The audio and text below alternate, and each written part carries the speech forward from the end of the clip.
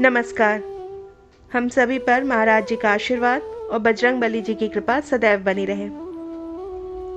भक्ति मार्ग में भक्तों की परीक्षाएं होनी निश्चित है और विशेषकर हनुमान जी की भक्ति में हनुमान जी अपने भक्तों की परीक्षाएं निश्चित लेते हैं और इन परीक्षाओं के द्वारा वो अपने भक्तों के विकारों को दूर करते हैं, भौतिक जगत के कटु सत्य का बोध हमें कराते हैं और जब हमारे विकार अंदर से समाप्त होने लगते हैं तब हनुमान जी के बहुत ही जीवंत अनुभव हमें होने लगते हैं। उनकी उपस्थिति हम अपने आसपास अनुभव कर सकते हैं।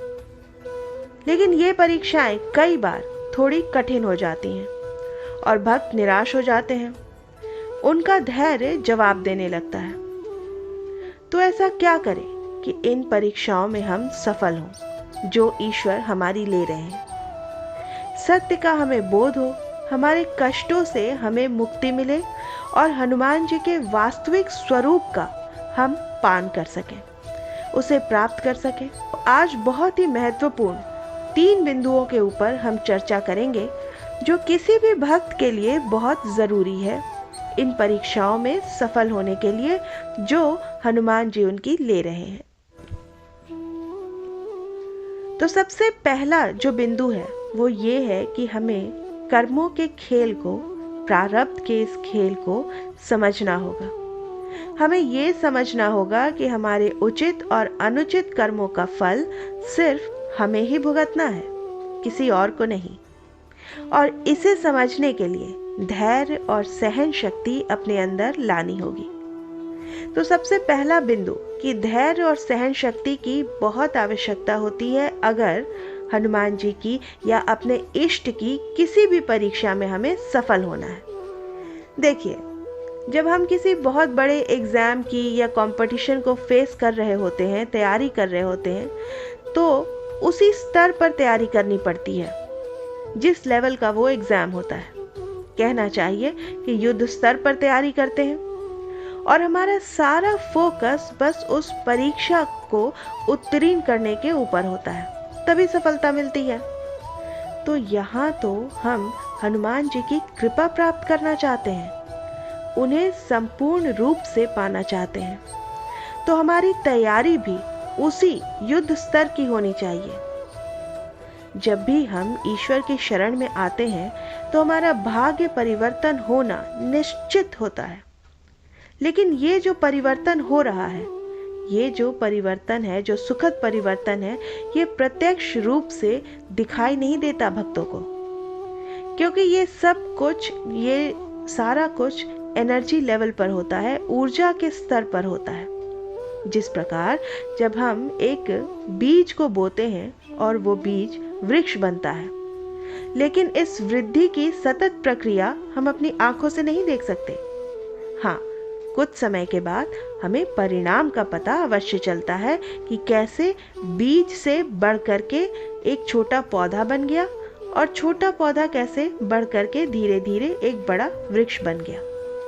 लेकिन उसकी हर रोज की जो सतत वृद्धि की प्रक्रिया है उसे हम नहीं देख पाते हैं। तो उसी प्रकार जो एनर्जी लेवल पर हमारा भाग्य परिवर्तन होता है, हमारे जो पाप कर्म बहुत तेज़ी से कट रहे होते हैं और विशेषकर जब हमारा बहुत ज़्यादा कठिन समय होता है तो उस समय हमारे पाप कर्म बहुत तेज़ी से, हमारे संचित कर्म बहुत तेज़ी से कट रहे होते हैं और कुछ समय बाद उसका परिणाम हमें नज़र आता है। जीवन बदलने लगता है और भाग्य परिवर्तित होता है। कई लोगों के जीवन में ये चीज़ कुछ देर से होती है, यानी कि ईश्वर की भक्ति का जो परिणाम है वो कुछ देर से उन्हें प्राप्त होता है और कुछ के जीवन में ये थोड़ा पहले आ जाता है। ये हमारे स्वयं के कर्मों के ऊपर, हमारे प्रारब्ध के ऊपर ही निर्भर होता है। तो सबसे पहला जो बिंदु है ईश्वर की परीक्षा में सफल होने के लिए कि धैर्य और सहन शक्ति तो रखनी ही पड़ेगी। दूसरा बहुत ही ज़रूरी बिंदु है जो सब साधकों को, सभी भक्तों को समझना चाहिए, वो ये है कि अपनी पूजा की, अपनी साधना की, अपनी मंत्र जाप की जो ऊर्जा है उसको सुरक्षित करके रखें। जितना ज़्यादा आप उसे सुरक्षित करके रखेंगे उतनी ही ज़्यादा आपकी ऊर्जा प्योर होगी, पवित्र होगी, उतनी ही ज़्यादा आप हनुमान जी के, अपने इष्ट के करीब रहेंगे। और हर परीक्षा जो ईश्वर हमारी ले रहे हैं, आप उसमें सफल भी होंगे। अब इस एनर्जी को प्रोटेक्ट कैसे करें, इसको कैसे सुरक्षित करें, इसको समझना है। देखिए, जो भी पहुँचे हुए संत होते हैं, साधु होते हैं, साधक होते हैं, वो जल्दी किसी के सामने नहीं आते। वो अपनी शक्तियों का व्यर्थ प्रदर्शन नहीं करते। वो एकांत में रहना ज़्यादा पसंद करते हैं, लोगों से मिलते जुलते कम हैं। तो वो ऐसा क्यों करते हैं? वो ऐसा इसलिए करते हैं कि साधनाओं के द्वारा जो शक्तियाँ उनके अंदर जागृत हो जाती हैं, वो उनका संरक्षण करते हैं। नहीं तो ऊर्जा के स्तर पर भी संक्रमण होता है। जिस तरह से भौतिक जगत में एक व्यक्ति से दूसरे व्यक्ति को संक्रमण हो सकता है, उसी प्रकार ऊर्जा के भी जगत में, ऊर्जा के भी संसार में हमारी जो ऊर्जा है, हमारी एनर्जी किसी और की एनर्जी से संक्रमित हो सकती है। अब ये कैसे होता है, इसको समझिए। जिस प्रकार पानी का बहाव हमेशा ऊपर से नीचे की तरफ होता है, आपने देखा होगा। आपने कभी ये नहीं देखा होगा कि पानी कभी नीचे से ऊपर की तरफ जा रहा हो। उसी प्रकार आपकी ऊर्जा भी सामने वाले व्यक्ति ग्रहण कर सकते हैं, अगर उसकी ऊर्जा बहुत लो होती है। क्योंकि मंत्र जाप से, साधना से, निरंतर भक्ति से एक भक्त का, एक साधक की जो एनर्जी होती है, वो हमेशा बहुत ही उच्च स्तर की हो जाती है, हाई हो जाती है। और जाने अनजाने ये एनर्जी सामने वाले पर ट्रांसफ़र भी हो जाती है, अगर सामने वाले की एनर्जी लो लेवल की है। तो इस चीज़ को आपको समझना है और अपनी ऊर्जा का संरक्षण करना है, उसे सुरक्षित करना है। अब इसके लिए लोगों से मिलना जुलना तो आप छोड़ नहीं सकते, लेकिन हाँ, आप हमेशा प्रयास करें कि जो आपको लगता है कि लो एनर्जी वाले लोग हैं या जो नकारात्मक लोग हैं, अब लो एनर्जी वाले लोग वो भी हो सकते हैं जो हमेशा शिकायतें करते रहते हैं, या दूसरों की आलोचना करने वाले जो लोग होते हैं, इस तरह के विकारों से ग्रस्त जो लोग होते हैं, नकारात्मक विचार वाले जो लोग होते हैं, उनसे एक दूरी बनाकर आपको रखनी चाहिए। अब आते हैं तीसरे बिंदु पर।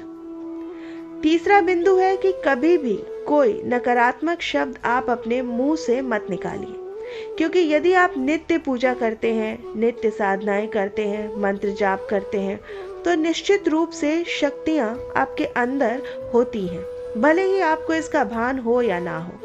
और कई बार भक्तों का बोला हुआ सच हो जाता है, जो निरंतर कई सालों से, वर्षों से पूजा साधना में है, तो उनका बोला हुआ सच हो जाता है, वाक सिद्धि होती है उनके पास। जिस प्रकार ये निश्चित है कि एक दौड़ने वाले व्यक्ति को पसीना आना ही आना है, उसकी सांस फूलनी ही फूलनी है, जो बहुत तेजी से कोई व्यक्ति दौड़ रहा है। तो उसी प्रकार ये भी निश्चित जानिए कि अगर आप नित्य कई सालों से पूजा कर रहे हैं, साधनाएं कर रहे हैं, मंत्र जाप कर रहे हैं, तो सिद्धियां, कोई ना कोई शक्ति आपके अंदर होनी निश्चित है। और विशेष करके अगर आप हनुमान जी के समर्पित भक्त हैं, तो हनुमान जी जागृत देव हैं। वो अपने भक्तों पर कोई ना कोई कृपा अवश्य प्रदान करते हैं, भले ही भक्तों को इसका ज्ञान हो या ना हो। इसलिए कभी भी आप अपने मुंह से कोई भी नकारात्मक शब्द अपने लिए या किसी और के लिए भी मत निकालिए, क्योंकि ये सच हो सकता है आगे चलकर।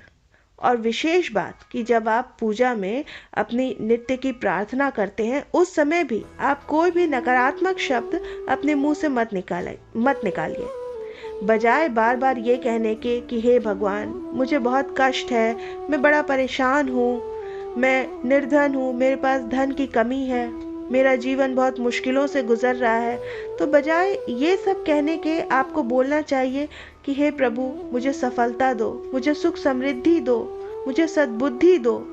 इस तरह से, यानी कि जो प्रार्थना है वो भी सकारात्मक शब्दों में आपको करनी चाहिए। घर में अगर कलेश है, तो बजाय ये कहने के कि कलेश वर्ड यूज़ करने के, आप ये कह सकते हैं कि मेरे घर में हे भगवान सुख शांति बनी रहे, सभी लोग मिलजुल कर रहें। अगर बच्चों में कुबुद्धि है या किसी भी घर के सदस्य में किसी भी प्रकार की कुबुद्धि है, तो बजाय ये कहने के कि कुबुद्धि शब्द का प्रयोग करने के आपको ये बोलना चाहिए कि मेरे इस बच्चे को हे प्रभु आप सद्बुद्धि प्रदान करें, उसको सही रास्ते पर चलाएं। बस इतना ही बोलना है। तो इस प्रकार से आपको अपने शब्दों के प्रति बहुत ही अवेयर रहना है, क्योंकि आपके बोले हुए शब्द कई गुना ज्यादा प्रभाव के साथ कभी भी मटेरियलाइज हो सकते हैं, क्योंकि आप निरंतर उस शक्ति के, उस जागृत शक्ति की पूजा में हैं, उनकी सेवा में हैं। तो ये 3 बिंदुओं का आपको ध्यान रखना है। तो निश्चित रूप से आप अपने इष्ट की, आप हनुमान जी की हर परीक्षा में जो भी वो आपकी ले रहे हैं, आप उसमें अवश्य सफल होंगे।